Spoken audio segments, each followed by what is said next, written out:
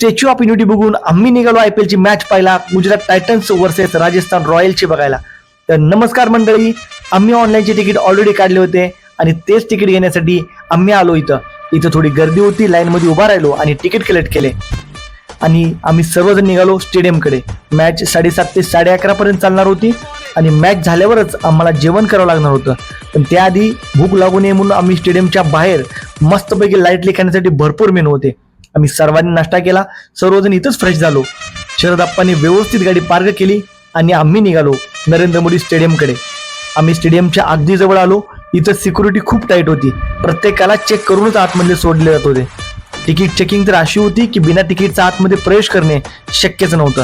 असो, आम्ही सर्वजण दाखल झालो जगातील सर्वात मोठ्या स्टेडियमवर. या स्टेडियमवर तब्बल 1,38,000 प्रेक्षक बसतील इतकी मोठी कॅपॅसिटी होती आणि प्रत्यक्ष झाली मॅचला सुरुवात.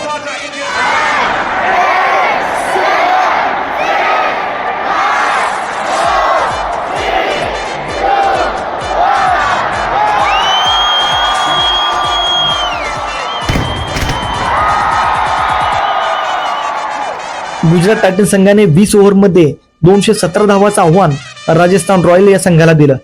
गुजरातकडून साई सुदर्शन या पठ्ठ्याने 53 बॉलमध्ये 82 धावांची आक्रमक खेळी केली. त्यामध्ये 8 चौकारांचा तर 3 षटकारांचा समावेश होता. त्यापाठोपाठ जॉस बटलरने सुद्धा आक्रमक 36 धावा केल्या होत्या आणि 217 धावांचं आव्हान हे राजस्थान रॉयल संघाला दिलं गेलं. एक इनिंग झाली होती. आम्ही पाणी पिण्यासाठी स्टेडियमच्या वरच्या बाजूला आलो. स्टेडियममध्ये पाण्याची बाटली तब्बल 120 रुपयाला होती. आलेल्या इतक्या प्रेक्षकासाठी BCCI पाण्याची व्यवस्था करू शकत नाही याचा मला भयंकर राग आला होता. शेवटी नाईलाजाने आम्ही पाणी बॉटल घेतली, सर्वजण पाणी पिलो, नंतर आईस्क्रीम घेतली आणि पुन्हा दुसरी इनिंग पाहण्यासाठी स्टेडियममध्ये 217 धावाचा पाठलाग करण्यासाठी राजस्थानकडून यशस्वी जयस्वाल व संजू सॅमसन हे दोघे सलामीला आले. परंतु दुसऱ्या ओव्हरमध्ये जयस्वाल हा 6 धावावरच बाद झाला. लगेच तिसऱ्या ओव्हरमध्ये नितीश राणा अवघी 1 धाव काढून तंबूत परतला. रियान पराग आणि संजू सॅमसन यांनी संघाला सावरण्याचा प्रयत्न करत 50 धावाची भागीदारी केली, पण तो पण प्रयत्न निष्फळ ठरला. रियान पराग 26 धावावरच बाद झाला. राजस्थान संघाचे एकापाठोपाठ एक प्लेयर बाद होत गेले आणि 159 धावावर राजस्थानचा पूर्ण संघ बाद झाला.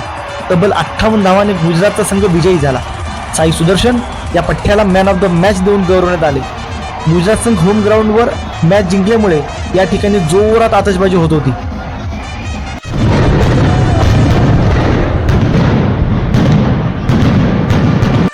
मॅच संपली. आम्ही गर्दीतून मार्गाकडे बाहेर आलो. नंतर आम्ही सर्वजण जेवणासाठी हॉटेलवर आलो. आम्ही जेवणासाठी राजस्थानी पदार्थ डाळ बाटी घेतला आणि सर्वांनी मनसोक्त जेवण केले.